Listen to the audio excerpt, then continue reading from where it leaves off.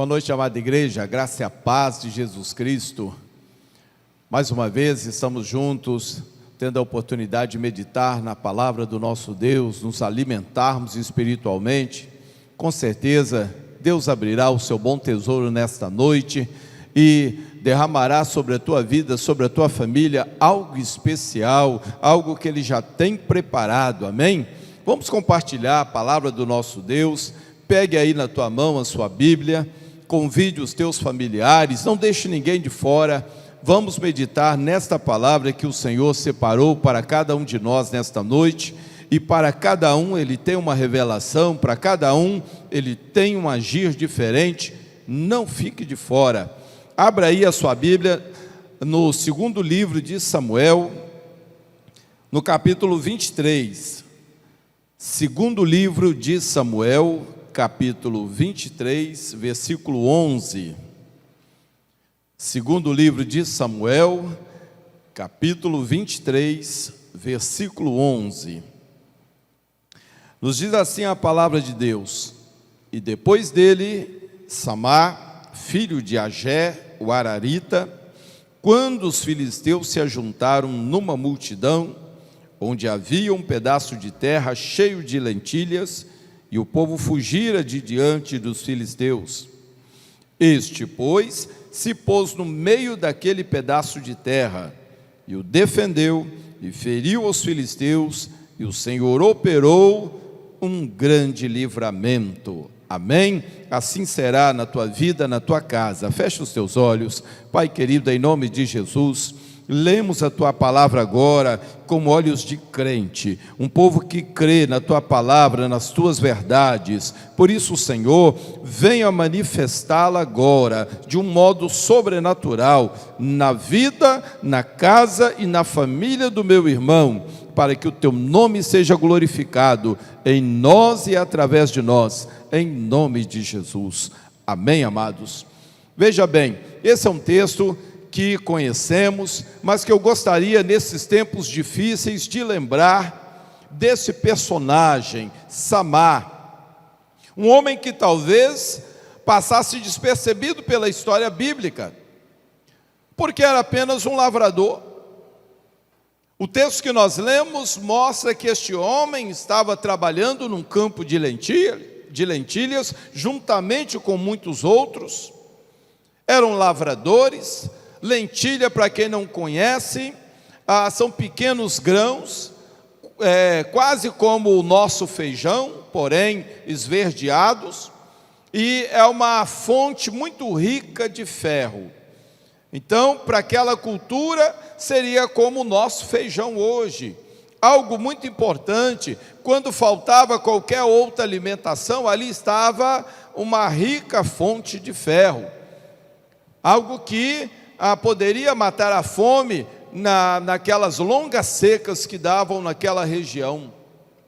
E estes homens então estavam ali trabalhando naquele campo de lentilhas para tirar o sustento, o provento para os seus lares. Samá estava no meio, era apenas mais um entre muitos lavradores.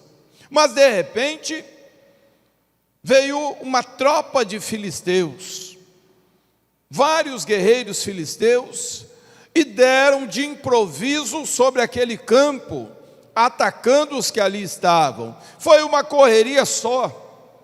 Homens, mulheres, crianças, todos abandonaram suas casas, a sua vila. Os homens que estavam trabalhando no campo, todos fugiram assustados e foram se refugiar nas montanhas. Todos menos Samá.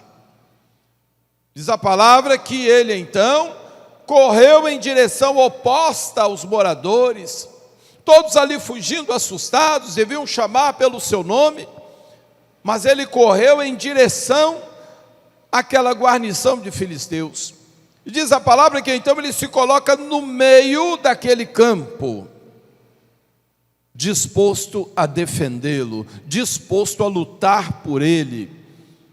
E dá-se então uma ferrenha batalha naquele lugar. E por incrível que pareça, diz a palavra que então Samá conseguiu ferir de morte vários deles. Os demais, então, assustados, fugiram. E Samar, naquele dia, pôde defender aquele campo. Mas houve algo interessante que nós lemos aqui no versículo 12, porque diz que Deus operou então um grande livramento. Isso quer dizer, amados, que não foi pela força do braço de Samar, não foi por sua grande perícia, não foi porque ele era um grande guerreiro, muito pelo contrário. Samar era um lavrador, um homem simples do campo, mas Deus lutou ao seu lado. Deus operou um grande livramento naquele dia, pela fé de um homem, pela coragem de um homem que confiou no seu Deus e resolveu defender aquilo que lhe era precioso para ele e para a sua família. E eu gostaria de, em cima do exemplo deste homem, um exemplo que ficou tão conhecido, que ele teve o seu nome listado entre os 30 valentes de Davi, e a Bíblia relata exatamente esse feito, porque foi após esse acontecimento que a sua fama, o seu nome correu por toda a região, e Samar deixou de ser conhecido como lavrador, mas sim como um grande guerreiro, capaz de integrar o grupo dos 30 valentes de Davi. Algumas lições preciosas aqui para nós, irmãos, que eu gostaria de levá-los à reflexão neste tempo. Olhando o exemplo aqui de Samar e o que aconteceu nesse dia, tiramos para nós algumas lições. Primeira delas é que Samar, até o dia da peleja, ele não sabia de fato quem ele era. A peleja deste dia revelou quem de fato Samar era. Até então, como ele era conhecido? Lavrador. Um entre tantos de uma vila, apenas um lavrador.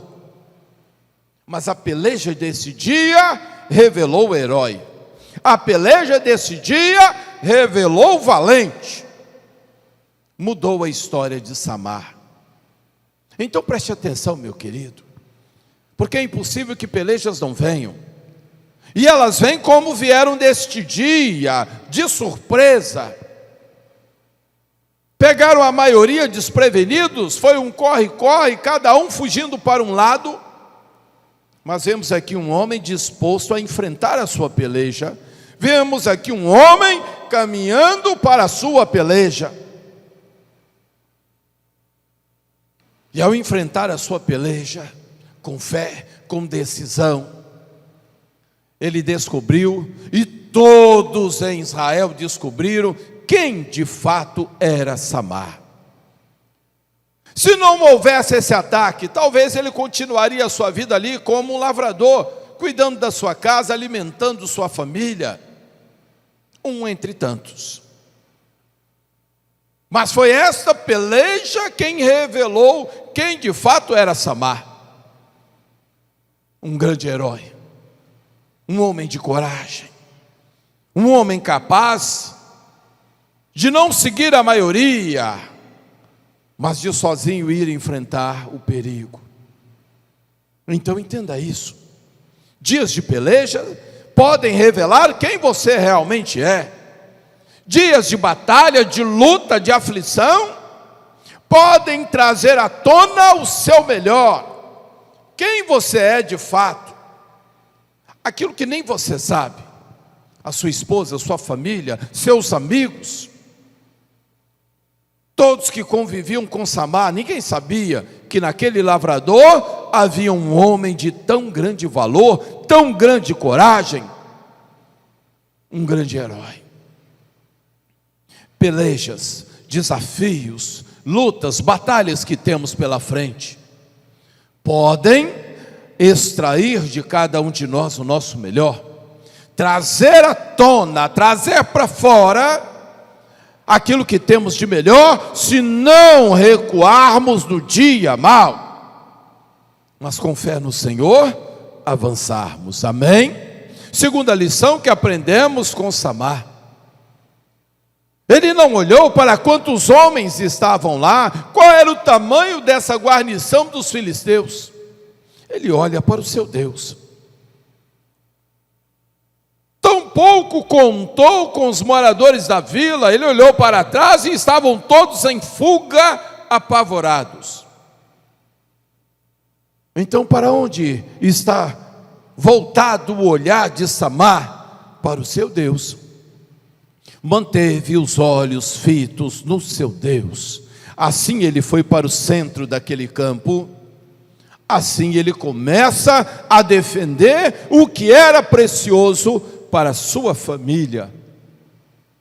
Não era o valor das lentilhas, que naquele mercado não valia tanto, mas o valor como sustento, como sobrevivência. Ali estava o alimento da sua casa, da sua família, para muito tempo. E isso para ele tinha um grande valor. Os olhos de Samar estão fitos em Deus, em frente à sua peleja, olhando para Deus, não desvia os olhos, não avalia o potencial do inimigo, nem quantos são, mas sim o potencial do seu Deus. Quem é o seu Deus? Quem vai contigo na peleja? Terceiro, a conta de Samar era diferente da maioria. Enquanto seus amigos estavam fugindo para as montanhas e olhando como Samar sozinho, apenas um homem, vai tentar enfrentar uma guarnição inteira. Mas a conta de Samar era diferente. A conta de Samar é: 1 mais 1 será 50, 100, 1000, quantos precisarem. Sabe por que o 1 mais 1? Porque Samar estava indo na certeza de que Deus estava indo com ele. E quando Deus está ao nosso lado, irmãos, nós estamos em vantagem. Você mais a presença de Deus pode equivaler 50, 100, 1000 ou muito mais de 1000. Quantos precisarem, porque infinito, ilimitado é o poder do nosso Deus. Assim foi Samar, assim foi a conta de Samar. Não importa se a guarnição é de 50, de 100, de 1000, eu estou em vantagem, Deus está comigo. Você pensa assim? Não importa o nível da dificuldade, meu querido, se Deus estiver contigo, você está em vantagem. Não importa se são 50, 100 ou 1000, a vantagem é sua, porque o Todo-Poderoso luta ao seu lado, o Todo-Poderoso está lado a lado com você. E fico imaginando Samar no centro daquele campo de lentilhas. Não sabemos que arma ele tinha nas mãos. Em outro texto diz que é um aguilhão que ele usava. Mas uma coisa ele tinha certeza: lutando, às suas costas ele sabia, estava o Todo-Poderoso. A cada um que ele tombava ele sabia: Deus está neste lugar, no meio desse campo de lentilhas, operando o livramento. Isso nós lemos, irmãos. Deus operou naquele dia um grande livramento. Então não foi força de Samar. Samar não foi revestido de força como Sansão. Não havia nada especial em Samar. Um lavrador com fé, um lavrador que acreditou e enfrentou a sua peleja em nome do Senhor. E Deus operou um grande livramento. Deus agiu. Amém, amados. Olha o que diz a palavra, Deuteronômio capítulo 32, versículo 30, irmãos. Lá Moisés, como os amados sabem, Deuteronômio, Moisés vem relatando tudo aquilo que havia acontecido, que o povo de Israel havia passado. Ele traz a lembrança do povo, as maravilhas que Deus havia operado.